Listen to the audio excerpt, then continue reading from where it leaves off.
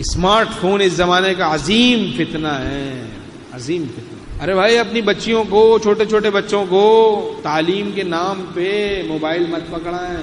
چھوٹی چھوٹی بچیاں ننگی فلمیں دیکھ رہی، اب بچے کو کیا پتا، کوئی ایڈ آ گیا، کلک کر دیا، کہیں کا کہیں پہنچ گیا۔ بالکل بیچارہ سادہ سیدھا کورا فطرتاً نیک تھا، صالح تھا، کسی کو یہودی بنا دیا، کسی کو عیسائی بنا دیا، کسی کو ہندو بنا دیا، کسی کو سکھ بنا دیا، کسی کو دہریہ بنا کے رکھ دیا۔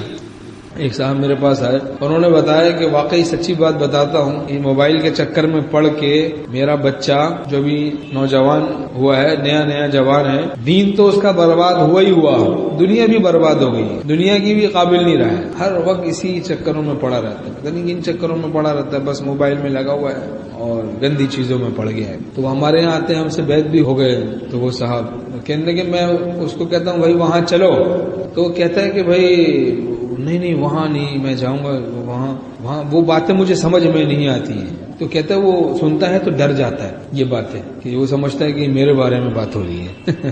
بد نظری، ہاں یہ سب عشق مجازی کی جو باتیں ہیں، اس کو خوف لاحق ہو جاتا ہے کہ شاید ہم تو ایسی عام بات بیان کرتے ہیں، بھائی عام مرض ہے، ہر طرف دیکھو تو، اور یعنی بے حیائی، فحاشی۔ اپنے معاشرے سے، اپنے گھروں سے گناہوں کو نکالیں، گھروں سے اپنے ٹی وی کی لعنت کو نکالیں، جاندار کی تصویروں کو نکالیں، اور یہ نیٹ کی بدماشیوں سے بچیں ہم لوگ، ورنہ دیمک کی طرح ایمان کو یہ چیز کھا رہی ہے۔ کتنے بیچارے 10 سال پرانا تقوی اس موبائل کے چکروں میں پڑ کے ان کا ٹوٹ گیا، 10 سال پرانا۔ کتنے مرتد ہو رہے ہیں، کتنی لڑکیاں گھروں سے بھاگ رہی ہیں۔ اب عورتوں کو، لڑکیوں کو کیا ضرورت ہے اس اسمارٹ فون کی؟ سادہ فون بھی ان کو کتنوں کو ضرورت نہیں ہے، تو اسمارٹ فون دیا ہوا ہے، چھوٹے چھوٹے بچوں کو پکڑا ہوا آج کل۔